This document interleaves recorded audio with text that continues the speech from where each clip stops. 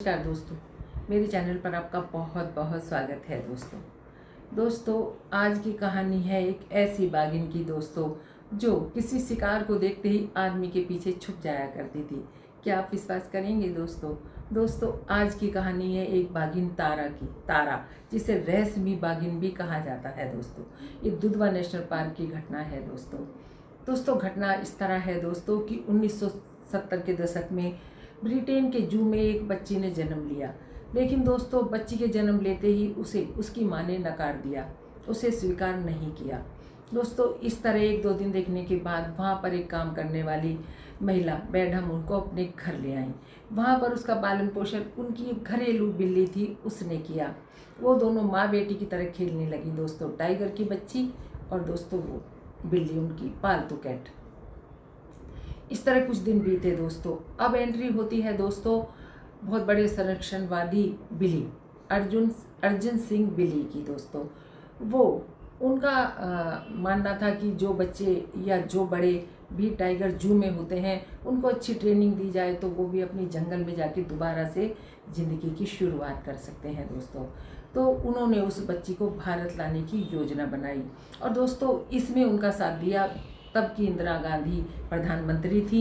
उन्होंने भी उनकी इस कार्य की सराहना की और उनका साथ दिया। इस तरह उसको अपने साथ वो अपने टाइगर हेवन में ले आए दोस्तों। ये दुधवा नेशनल पार्क में उनका अपना निजी ठिकाना था। इस तरह वो बच्ची यहाँ गई, उसका नाम रखा गया तारा।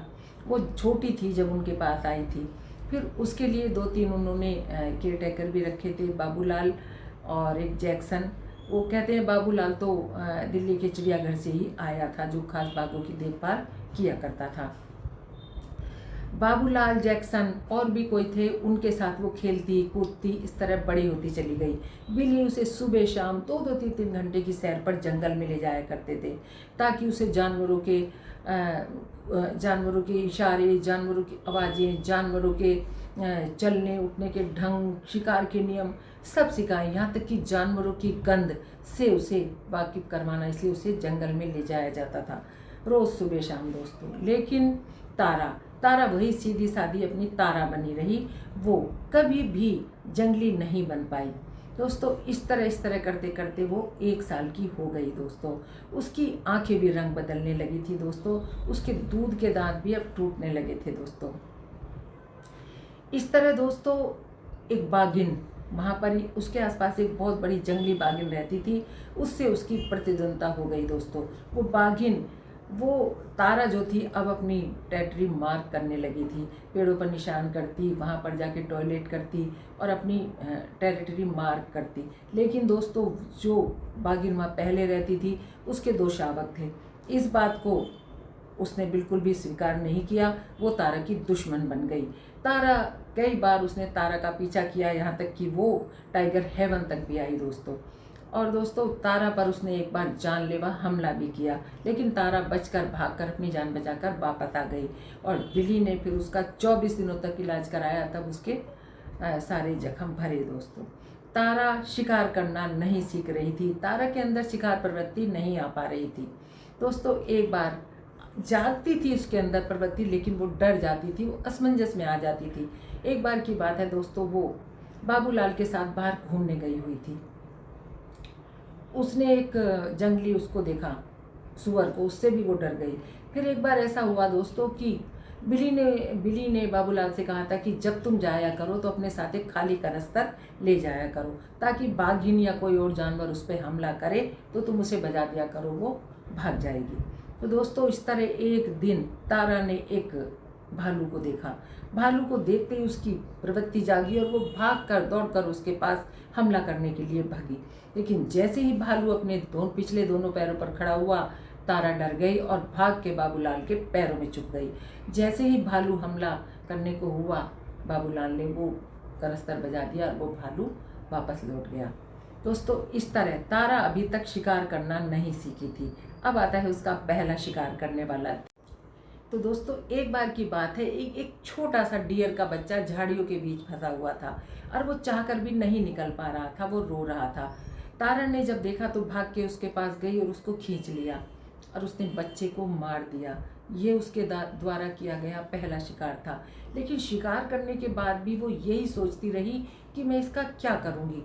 वो उसे कभी देखती, कभी छूती, कभी सूंघती, कभी नीचे रख देती, उसे पेड़ पर चढ़ गई लेके, फिर नीचे उतार लाई, फिर उसे ऐसे करती कि उठ मेरे साथ खेल। उसे समझ नहीं आ रहा था कि मैं इसके साथ क्या करूं। ना उसे ये समझ आ रहा था कि ये मर गया।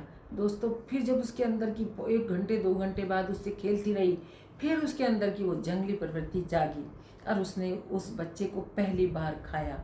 उसका एक पैर छोड़कर उसे पूरा खा गई।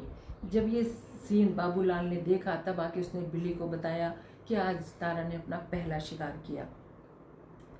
इस तरह धीरे धीरे वो शिकार करना सीख गई दोस्तों। अब दोस्तों तारा करीब 15 महीने की हो चुकी थी। अब नर बाघ उसके पिंजरे के आसपास आने लगे थे, जो बाड़ा बनाया था। 1-2 नर बाघ के वहाँ पर पग मार्क सुबह बिल्ली को देखने को मिले। और दोस्तों इस तरह अब जब वो बाहर निकलती तो उसके मन में भी ये आने लगा था कि अब मैं खुले जंगल में रहूं। तो दोस्तों इस तरह 20 महीने की होते होते तारा ने वो जगह छोड़ दी और एक नर बाघ के साथ अपना अलग से ठिकाना बना लिया, जबकि बिल्ली वहाँ नहीं थे, बिल्ली बाहर गए हुए थे। इसी तरह तारा ने एक दिन अपने बाड़े को पूरा देखा और सबसे मिली और चली गई और फिर कभी लौट कर नहीं आई। दोस्तों अब बात आती है कि बहुत से लोग कहते हैं तारा आदमखोर हो गई थी। तारा के वहाँ से निकलने के बाद ही कुछ घटनाएं ऐसी हुई जिसमें कुछ राहगीर और कुछ मजदूरों को मार दिया गया। तो सबको लगता था कि तारा आदमखोर हो गई है। दोस्तों किसी के साइकिल के पीछे भी वो भागी थी, लेकिन वो भागी थी सिर्फ वो देखने के लिए, वो खेल खेल में, वो शिकार करने के लिए नहीं भागी थी।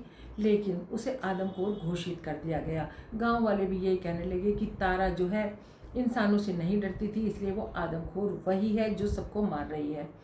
तो दोस्तों इस तरह उस पर एक ठप्पा लगा दिया गया आदमखोर का, और बहुत सारे आदमखोर टाइगर ये समझकर मार दिए गए कि आदमखोर हैं। बहुत सारे टाइगर मार दी गई।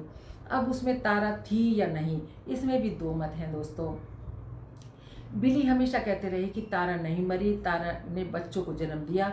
2 भागों से अलग अलग उसने 2 बार बच्चों को जन्म दिया और वो अपने बच्चों के साथ जंगल में घूम रही है और मैंने उसे कई बार जंगल में देखा है। लेकिन गवर्नमेंट और जो वहाँ के फॉरेस्ट वाले थे आखिर तक कहते गए कि तारा आदमखोर थी और उसको मार दिया गया।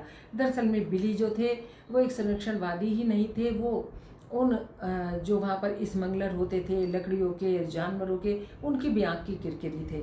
इसलिए तारा को ये भी कहा गया कि उसमें प्योर बंगाल टाइगर का खून नहीं है, वो किसी दूसरी जगह से लाई गई है, तो वहाँ के नस्ल का जो टाइगर है उसका खून है, इसलिए उसको मारना ही बेहतर है। दोस्तों इस तरह की कुछ बातें भी उड़ी थी। अब लेकिन ये सच्चाई कोई नहीं जानता कि तारा जिंदा थी या आदमखोर समझकर उसे मार दिया गया दोस्तों।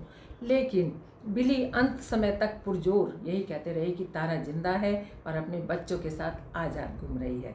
दोस्तों दुधवा नेशनल पार्क की ये घटना आपको कैसी लगी अवश्य से बताइएगा दोस्तों। कहानी का मकसद ये है कि अगर किसी खूंखार जानवर को भी हम पालें दोस्तों, तो वो भी कभी खूंखार ना बने और वो भी इंसानी में रहकर इंसानी भाषा और इंसानों का व्यवहार सीख जाता है। दोस्तों कहानी अच्छी लगी तो अवश्य लाइक कीजिएगा दोस्तों। मेरा नया चैनल है, इसको सब्सक्राइब अवश्य करें दोस्तों, लाइक और शेयर अवश्य करें। धन्यवाद दोस्तों, मिलती हूँ फिर दोस्तों। आपके सपोर्ट की मुझे बहुत ज़रूरत है, प्लीज़ सब्सक्राइब करें। धन्यवाद।